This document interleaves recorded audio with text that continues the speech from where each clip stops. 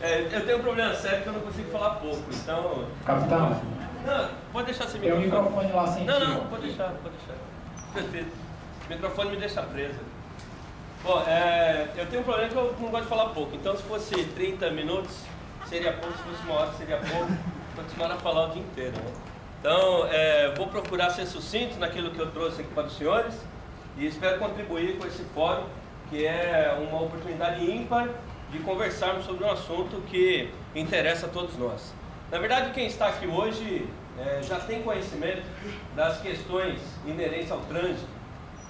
Quem se interessa para estar num dia da semana, num ambiente como esse, debatendo trânsito, não precisa, na verdade, de esclarecimentos maiores sobre a segurança do trânsito. Todos nós temos esse conhecimento. O ambiente é propício para que a gente repense algumas questões, reavalie alguns conceitos que nós possuímos, trocamos algumas ideias. Eu sempre fico preocupado, quando sou convidado para esse tipo de evento, de preparar uma palestra que acabe contemplando assuntos que outros vão falar ou que já falaram. Então, de manhã, por exemplo, o Coronel Studart comentou algumas questões aqui que faziam parte da minha exposição. Ainda bem que o tempo dele acabou diminuindo, senão ia ficar complicado, né? Mas muitas das coisas que eu vou falar, de certa forma, já foram apresentadas ou serão apresentadas no decorrer das próximas palestras. E aí o que eu coloco, que é uma questão interessante, é sobre a importância da legislação e da consequente fiscalização da aplicação da lei, porque é muito comum as pessoas falarem em educação como se fosse algo contrário à fiscalização.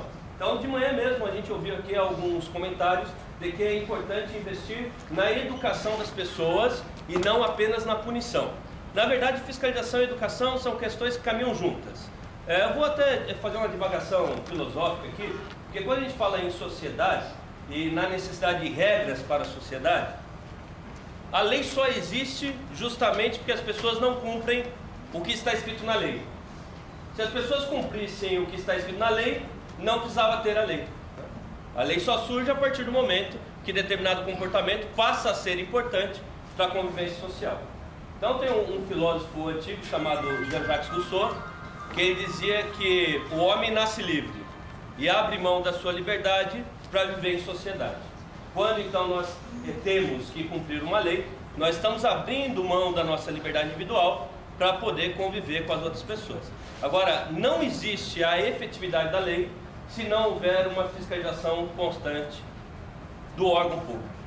Então, o trabalho da Polícia Militar, o trabalho dos órgãos de fiscalização de trânsito, da Polícia Rodoviária, é um trabalho extremamente importante para que as pessoas se sintam compelidas a cumprir a lei.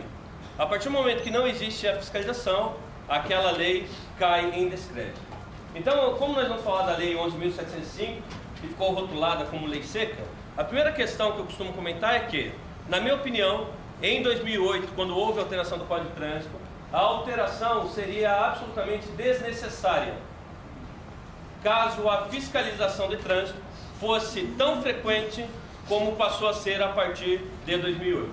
Então, essa diminuição de ocorrência de trânsito que nós percebemos, principalmente no primeiro momento em que a lei entrou em vigor, não se deu porque a lei se tornou melhor ou porque a lei teve uma alteração substancial. Essa mudança brusca ocorreu porque a fiscalização começou a ser mais frequente.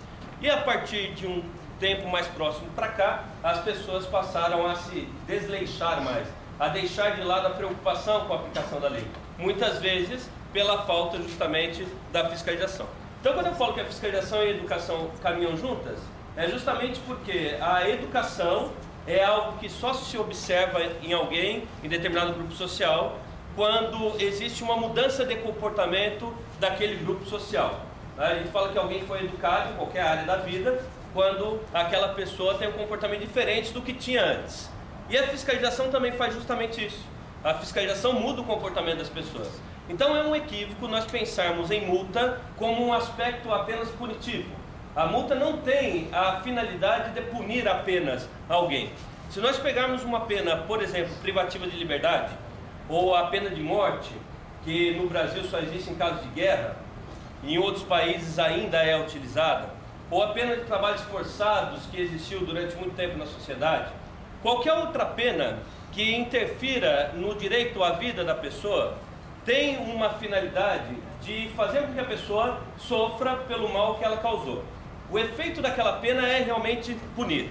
Quando nós tratamos de uma multa de trânsito, de uma suspensão do direito de dirigir, da apreensão do veículo, o objetivo dessa penalidade administrativa não é fazer com que a pessoa sofra, não é retribuir o mal que ela causou, mas é fazer com que ela não permaneça no erro. É o que no direito nós chamamos de fim utilitarista. Tem uma utilidade. Não é o fim retribucionista. Não é olhar o que a pessoa fez e punir aquilo que ela já fez, mas é evitar que ela continue fazendo aquilo que se quer evitar. Um exemplo muito interessante para a gente entender isso é o seguinte: quem aqui, sinceramente, usa o cinto de segurança toda vez que entra no veículo? Levanta a mão. Inclusive no banco de trás. Parabéns aos que continuaram com a mão levantada. A realidade é que mesmo aqueles que se acostumaram a usar o cinto de segurança no banco da frente, a maioria não usa o cinto no banco de trás. E por que não usa o cinto no banco de trás? Por um único motivo: porque no seu inconsciente ainda não ficou clara a ideia de que você pode ser multado. Mesmo que a pessoa fale, não, eu uso o cinto de segurança porque eu sei que é seguro, é importante para mim, na verdade houve um trabalho contínuo na cabeça daquela pessoa e ela sabe que na frente, se ela não colocar o cinto, ela corre de ser multada. Atrás, ela pode ficar mais tranquila. Uma vez eu entrei no táxi, no banco de trás, perguntei para o taxista, cadê o cinto aqui atrás? E ele falou para mim, não, fica tranquilo que aí não precisa. Ele falou, aí não precisa porque ali ele não seria multado, ou ali não precisa porque eu estaria mais seguro. Com certeza é pela primeira opção. Eu uso o cinto de segurança toda vez que entro no veículo, inclusive no banco de trás, inclusive em ônibus rodoviário. E é engraçado porque no ônibus rodoviário, quando eu vou colocar o cinto, as pessoas do meu lado que observam aqui no meu comportamento, parece que eu estou tendo uma premonição que o ônibus vai capotar. Eles olham para mim assustados assim, está colocando cinto por quê? Não é? Por que as pessoas de 98 para cá começaram a usar o cinto? Não é pela conscientização, é pelo medo da multa ou pela percepção de que ali a multa é mais provável. A gente nem percebe que nós mudamos o comportamento por causa da fiscalização, mas a fiscalização tem esta capacidade. Ou seja, a multa também educa. Ele não pode falar que educação é mais importante do que fiscalização. Elas caminham juntas. Quando se fiscaliza, também se proporciona que alguém mude o seu comportamento. Pois bem, feita essa introdução, eu vou apresentar aqui alguns esclarecimentos sobre a Lei 11.705. Toda vez que a gente trata de legislação, nós temos uma dificuldade, principalmente aqueles que não têm a formação jurídica, de entender determinados aspectos da lei. E muitas vezes nós ficamos apenas repetindo informações que nós ouvimos de outras pessoas. E o direito, eu costumo dizer que é uma das únicas ciências do conhecimento humano que permite que duas pessoas pensem diferente e as duas sejam certas. Então é por isso que você tem lá a figura do promotor, tem a figura do advogado, tem a figura do juiz para decidir. Mesmo nas decisões no Supremo Tribunal Federal, que é o órgão máximo do Poder Judiciário, não existe uma unanimidade de pensamento, de opiniões. Os casos que são levados ao STF são resolvidos por maioria de votos na sua plenitude. É difícil você ter um caso que é decidido por unanimidade. Então é importante que nós que trabalhamos com a questão do trânsito, entendemos que a lei depende de interpretação. E a gente pode interpretar da maneira que a gente quiser, desde que haja uma linha de raciocínio que nos dê sustentação para aquilo que a gente está defendendo. Por exemplo, eu posso chegar aqui e falar que eu não sou obrigado a criar prova contra mim mesmo, e começar a repetir isso para as outras pessoas. E as pessoas vão começar a repetir também essa informação. Ou então eu posso dizer que o meu direito termina onde começa o do outro. E aí eu estou, de um lado, advogando para aquele que quer beber e dirigir, e do outro lado, advogando para o interesse coletivo. Então eu vou apresentar aqui alguns esclarecimentos sobre a Lei 11.705, que eu considero importantes sobre essa percepção, sobre a percepção de que aqueles que trabalham no Sistema Nacional de Trânsito, como é o meu caso e é o caso de muitos dos senhores, temos que defender aquela interpretação que é favorável à aplicação da lei, e não aquela interpretação que é favorável a um pretenso direito, que é o direito de beber e dirigir, como alguns defendem. Toda vez que eu falo que eu não sou obrigado a criar prova contra mim mesmo, eu estou defendendo um pretenso direito, de beber e dirigir. Então esse é um dos esclarecimentos que eu vou apresentar nessa palestra. A embriaguez ao volante, então, é prevista hoje no Código de Trânsito em 2 momentos. Nós temos uma punição administrativa prevista no artigo 165, que é a partir de qualquer quantidade. Eu grifei ali qualquer quantidade, porque na verdade hoje, com a Lei 11.705 e a sua complementação, que foi por meio de um decreto, não é qualquer quantidade.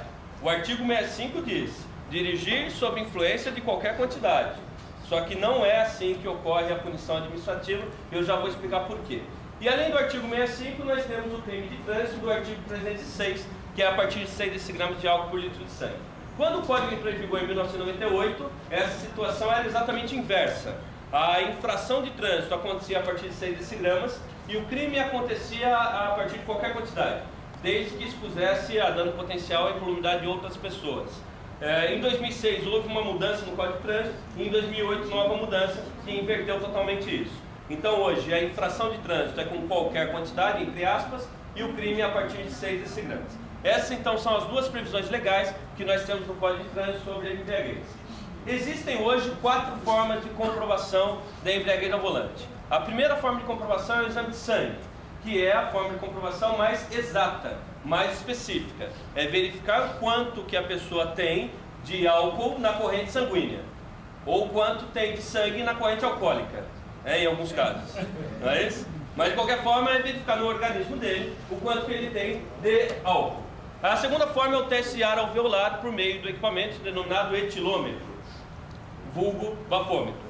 Essas são as 2 únicas formas de comprovação que nos permitem saber qual é a quantidade de álcool que a pessoa possui no organismo. Existem outras 2 formas de comprovação que não permitem saber o quanto que a pessoa tem de álcool. Só permite induzir a um entendimento se a pessoa está ou não embriagada.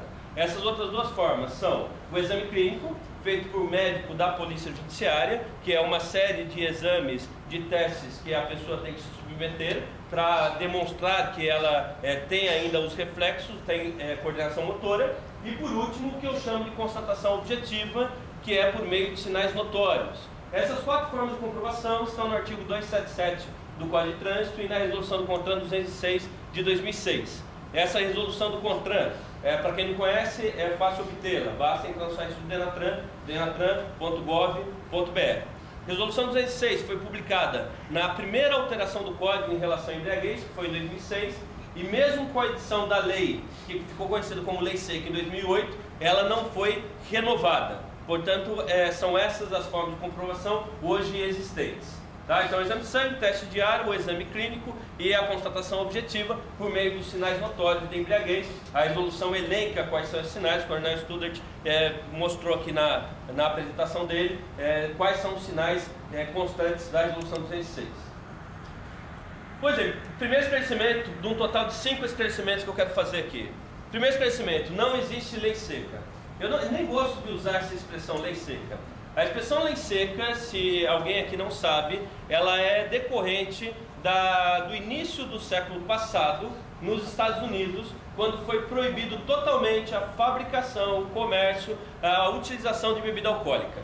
Foi na época que surgiram os gangsters como Al Capone e outros, porque eles vendiam a bebida alcoólica que era proibida nos Estados Unidos. Então nessa época é que se chamou de lei seca, porque ninguém mais podia beber. Hoje a Lei 11.705 não proíbe ninguém de beber. A bebida está liberada. O problema é beber e depois dirigir. Então eu não gosto muito da expressão lei seca. Não só por esse motivo, mas também porque, como eu vou mostrar aqui, a legislação acabou tendo uma alteração em relação a isso. Quando a Lei 11.705 foi publicada, olha o que dizia no artigo 1º.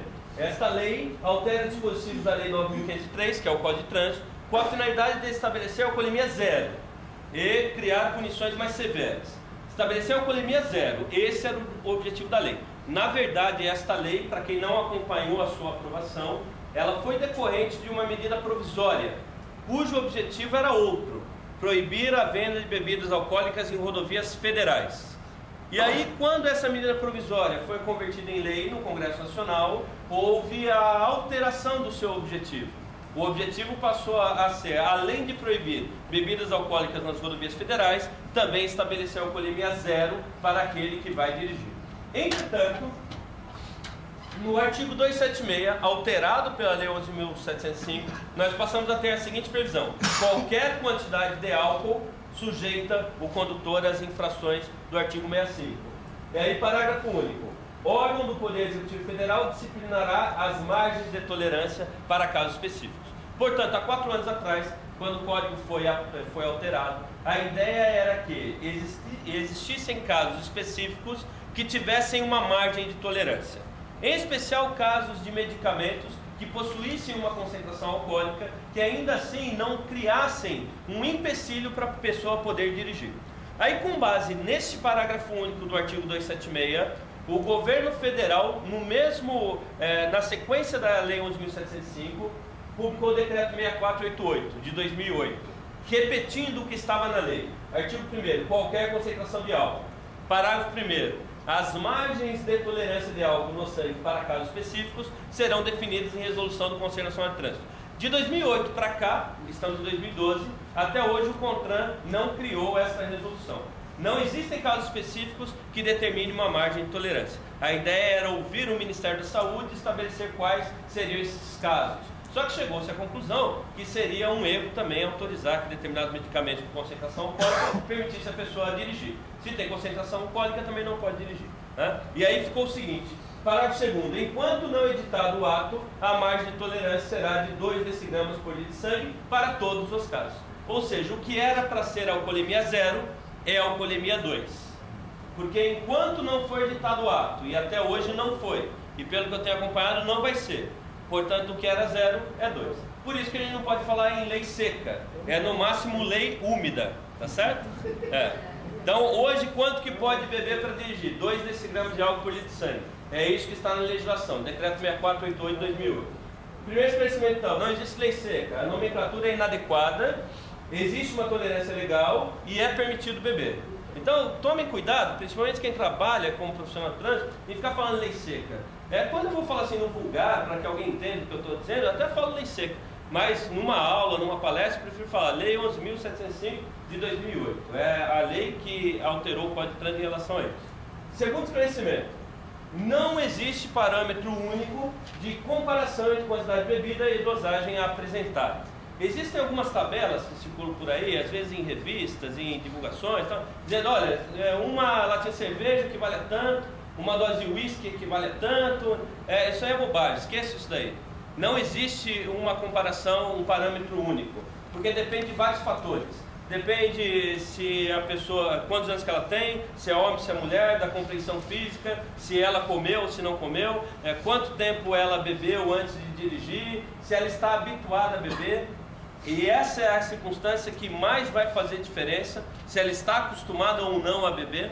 Logo que o código foi alterado, eu fiz uma palestra para o pessoal da imprensa lá em São Paulo, e aí reuni vários jornalistas, levei um etilômetro da polícia para mostrar para eles como é que funciona o etilômetro, e pedi 2 voluntários para assoprar o etilômetro após o consumo de bebida alcoólica. E aí eu levei 2 latinhas de cerveja estupidamente geladas para eles beberem. Não adianta ficar com água na boca que eu não trouxe. Já tem gente aqui. Eu não trouxe. Mas aí peguei 2 latinhas de cerveja, pedi 2 voluntários.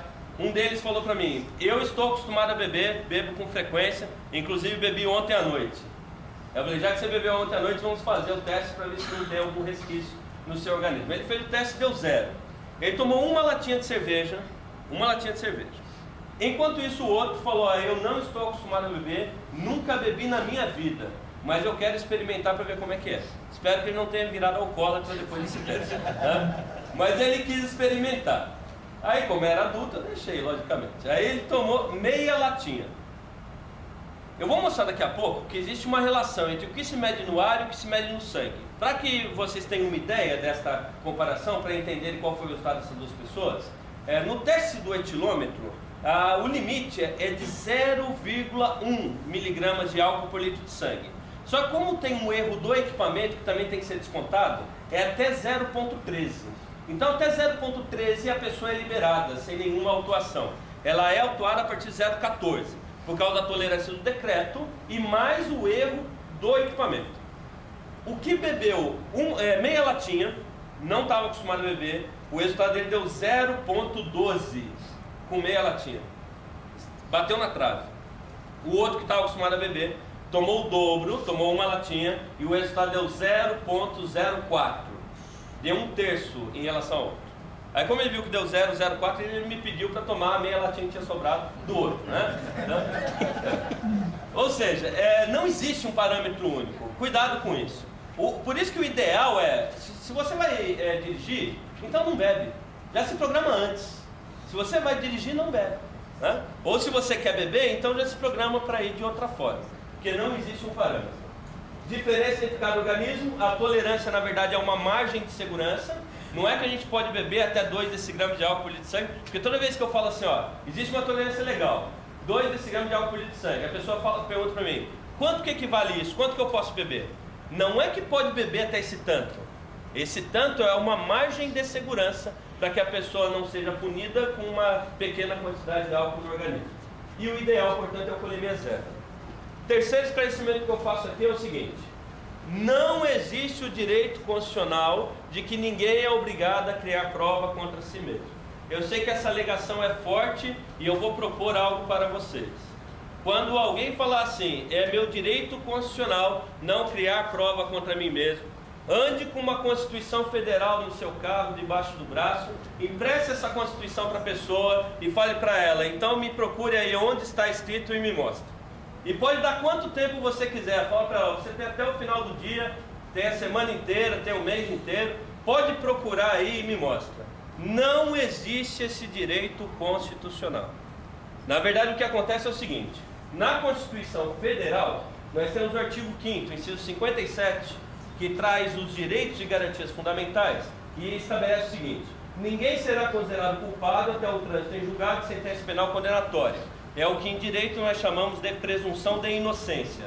Tá? O que chega mais próximo desse pretenso direito de não criar prova contra si mesmo é essa presunção de inocência. Baseado nesta presunção de inocência, existe um tratado internacional, que é o Pacto de São José, que foi firmado em Costa Rica, também chamado de Convenção Interamericana de Direitos Humanos.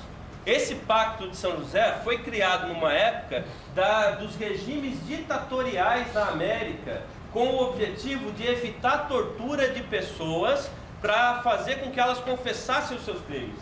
O objetivo dessa Convenção Americana de Direitos Humanos era evitar esse tipo de comportamento. Não tem nada a ver com a fiscalização de requisitos para que alguém possa dirigir o veículo automotor. É interessante porque esse jargão passou a ser tão utilizado que as pessoas acham que é verdade isso. Se eu chegar, por exemplo, para alguém que está com a habilitação vencida e falar para o motorista, deixa eu ver sua habilitação, ele não responde assim para mim, não, eu não vou mostrar porque eu tenho direito de não criar prova contra mim mesmo. Hã? E é a mesma coisa. Se eu fiscalizo se alguém pode dirigir sob efeito de álcool, é a mesma coisa que eu fiscalizar se alguém pode dirigir se a habilitação dele está em dia. Se a pessoa vai renovar sua habilitação e chega lá, ele tem uma deficiência visual, e aí o médico fala para ele, lê o que está escrito aqui. Ninguém fala assim, não, eu não vou ler porque eu tenho direito a não criar prova contra mim mesmo. Né? Assim como aquele que não consegue ler e aquele que está com a habilitação vencida, quem bebeu não está em condições de dirigir. E essa é uma necessidade de fiscalização por parte do Estado. O problema não é a pessoa ser obrigada ou não ser obrigada a assoprar. O problema é prático. Se eu falo para a pessoa, assopra aqui, e ela fala, não assopra e fecha a boca, como é que eu faço para ela assoprar? Falar assopra, ela, não vou assoprar. Eu vou fazer como? Então o problema é prático. Eu preciso da colaboração dela. Eu preciso que ela me ajude, porque se ela não me ajudar, eu não tenho como dar um soco no estômago dela, fazer sair o ar para ela soprar. Isso eu não posso realmente fazer. Né? Então essa ideia de que não é obrigado a criar prova contra si mesmo, saiu desse Pacto Internacional, artigo 8º, item 2, letra G do Pacto de São José, que diz assim: toda pessoa acusada de um delito tem direito a que se presuma sua inocência. E aí eu grifei ali para fazer o vínculo com aquele direito que é realmente constitucional. Enquanto não for legalmente comprovada a sua culpa, durante o processo, toda pessoa tem direito em plena igualdade às seguintes garantias mínimas: direito de não ser obrigada a depor contra si mesma, nem a confessar-se culpada. É isso que está escrito. Não está escrito assim, tem o direito de não criar prova contra si mesmo. Está escrito, tem o direito de não ser obrigada a depor contra si mesmo. Na verdade, as pessoas ampliaram esse direito para abranger aquilo que elas entenderam como um pretenso direito. Portanto, nesse esclarecimento aqui, que é o nosso terceiro, existem 3 aspectos importantes. Primeiro, os tratados internacionais só equivalem às normas constitucionais se elas forem votadas por quórum privilegiado, em 2 votações em cada uma das casas. Isso está escrito na Constituição Federal, no artigo 5º, parágrafo 3º. Tem muita gente que diz que por ser um tratado internacional que traz direitos e garantias fundamentais, equivale às normas constitucionais. Não é isso que está na Constituição. Hoje, até hoje, o Pacto de São José não foi votado em quórum privilegiado. Então nem dá para nós dizermos que é um direito constitucional. Segundo aspecto, direito de não depor é diferente de não criar prova, embora alguns advogados tenham utilizado esta interpretação para dizer que depor e criar prova são a mesma coisa. Terceiro, o direito de dirigir não é um direito. É uma licença concedida pelo Estado àquele que atende determinados requisitos. Esses requisitos podem ser exigidos quando da concessão da habilitação ou o tempo todo durante uma fiscalização. Se na fiscalização eu percebo que a pessoa não está em condições de dirigir, o Estado tem uma prerrogativa de suspender aquela licença. Tanto é que para determinadas infrações, como a embriaguez, existe uma pena administrativa de suspensão do direito de dirigir. Esse, então, é o terceiro esclarecimento. Quarto esclarecimento. A concentração de álcool no ar alveolar é proporcional à concentração de álcool no sangue. Eu já ouvi por aí algumas pessoas, inclusive pessoas operadoras do direito, advogados, promotores, juízes, tal, que defendem a ideia de que, como o crime do artigo 306 prevê que o crime só acontece quando a pessoa está com uma concentração de álcool no sangue igual ou superior a 6 decigramas de álcool por litro de sangue, por esse motivo não seria suficiente o teste de ar alveolar. Entretanto, acontece o seguinte: o decreto 6488, que é aquele mesmo que eu falei, da tolerância, prevê no artigo 1º, parágrafo 3º, na hipótese do parágrafo 2º, caso a aferição da quantidade de álcool no sangue seja feita por meio de teste em aparelho de ar alveolar pulmonar, etilômetro, a margem de tolerância será de 1/10 de miligrama por litro de ar expelido dos pulmões. Ou seja, existe uma equivalência entre a concentração no sangue e a concentração no ar. Esta equivalência não é uma equivalência aleatória. Não foi uma invenção de quem escreveu o decreto. Não foi assim, eu acho que 2 decigramas vai ser mais ou menos 0,1 miligramas no ar. Na verdade, esta equivalência decorre de uma lei química, que é conhecida como lei de Henry, foi proposta por um químico chamado William Henry em 1801. E ele chegou à seguinte conclusão: quando você mede algo que está no gás e esse gás está próximo de um líquido, existe uma proporção daquilo que está no líquido e aquilo que está no gás. E aí ele percebeu que se você medir o que está no ar, basta você multiplicar por 2000 e chega ao que está no líquido. No caso aqui nós temos o sangue e o ar alveolar. É por isso que na medição do etilômetro a pessoa tem que assoprar forte para ter o ar do pulmão. Não basta o ar da boca. Então quando alguém fala assim, se eu comer bombom de licor, se eu limpar a boca com enxaguante bucal, aquilo vai dar um falso positivo, realmente pode dar um falso positivo, se a medição for única e exclusivamente do ar da boca. Mas não é esse ar que tem que se medir. O ar que tem que se medir é o ar que vem do pulmão, porque esse ar está próximo do sangue. E é aí que eu vou ter a equivalência. Então se a gente lembrar desse índice de equivalência, a gente chega à seguinte conclusão: 0,1 miligrama vezes 2000 é igual a 200 miligramas. Aí eu mudo de miligramas para decigramas, eu tenho 200 miligramas é igual a 20 centigramas, que é igual a 2 decigramas. É por isso que a tolerância legal hoje é de 2 decigramas de álcool por litro de sangue ou 0,1 miligramas de álcool por litro de ar. Tá? Então por isso que nós temos 2 números. Um número para dizer respeito ao sangue e outro para dizer respeito ao ar. Então, o quinto e último esclarecimento, o Superior Tribunal de Justiça não invalidou a lei número 11.705 de 2008. Recentemente, a imprensa noticiou que o STJ havia chegado à conclusão de que a verificação da alcoolemia por meio de outros exames que não fosse o exame de sangue invalidaria a aplicação da lei. Na verdade, o que aconteceu foi o seguinte: um motorista no Distrito Federal havia sido preso pouco antes da lei ter sido alterada em 2008. E ele foi preso sem que tivesse sido comprovada a quantidade de álcool no organismo dele, porque ele estava expondo a dano às outras pessoas. Como hoje, eu expliquei no início da conversa, a quantidade de 6 decigramas é exigida para caracterizar o crime, esse motorista solicitou o trancamento da ação penal, pedindo que a lei nova retroagisse em benefício dele. Como hoje precisa medir, e na época não precisava e ele foi preso, ele queria então que hoje ele fosse absolvido. E o Superior Tribunal de Justiça decidiu favoravelmente a ele por 5 votos a 4. Ou seja, mesmo nessa situação específica, não houve unanimidade. É errado então pensar que o STJ invalidou a Lei 11.705. A única coisa que o STJ fez foi analisar um caso específico, que ainda que seja um caso específico, pode gerar jurisprudência, pode gerar um precedente para os outros casos. Na verdade, ele teve uma estrita interpretação do texto legal e não houve unanimidade. A partir desta decisão do STJ, houve uma movimentação do Congresso Nacional para alteração do Código. Eu fiz uma pesquisa recente, justamente quando o STJ teve essa decisão polêmica, sobre quantos projetos de lei estão no Congresso Nacional para alteração do Código de Trânsito em relação à embriaguez. E aí eu já tinha relacionado 32 projetos. 32 projetos em tramitação. E agora em junho foi aprovado no Senado, pela comissão elaboradora, a reforma do Código Penal, que também pretende alterar a questão da embriaguez. E aí eu volto no que eu falei no início.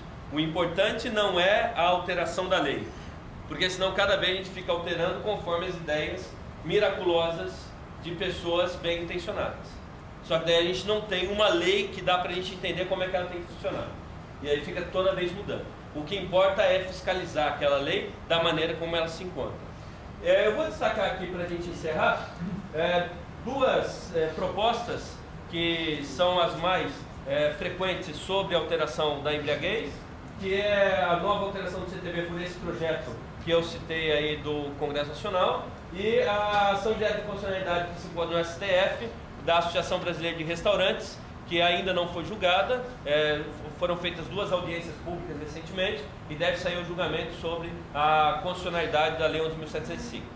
Nessa proposta, que foi o 3559 de 2012, e recebeu uma outra numeração porque ela englobou vários outros projetos que estavam no Congresso, se pretende alterar o seguinte: a multa passaria a ser de R$ 1.915, no caso de reincidência, em 12 meses, ela passa de 3.800. Todo condutor poderá ser submetido, não apenas aqueles envolvidos em ocorrências ou sob fiscalização de trânsito, que é a redação atual do Código. A constatação poderá ser feita por imagem, vídeo, sinais e testemunhas. Essa previsão também consta da reforma do Código Penal.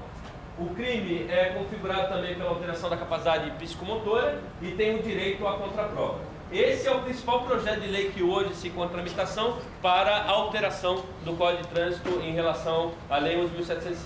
Eu espero que esses 5 esclarecimentos que eu apresentei aqui tenham sido importantes para que os senhores tenham uma visão diferente sobre a Lei 11.705 e sobre a questão da alcoolemia. Nós que estamos aqui, que somos interessados na questão da segurança do trânsito, temos que olhar a lei e olhar a questão do trânsito com olhos de segurança do trânsito e não com olhos de infrator. É muito comum, quando eu inclusive ministro aula para policiais, para agentes de trânsito, surgirem algumas perguntas que eu já sei que são perguntas com olhos de infrator. Nós temos que deixar de lado o olho de infrator, a gente tem que ter o olho de segurança do trânsito. E para encerrar essa minha fala, eu queria comentar que o ano passado eu estive aqui em Fortaleza, cidade que eu gosto muito, já vim várias vezes para cá, e eu estava no congresso de trânsito aqui em Fortaleza, na Avenida Beira-Mar, e todos os que falaram em cultura de segurança do trânsito, todos, sem exceção. Todos falaram que é importante a gente mudar, que é importante a gente passar para as outras pessoas essas informações, mudar o nosso comportamento. E aí eu faço coro ao que o Jaime comentou aqui, viu, Jaime?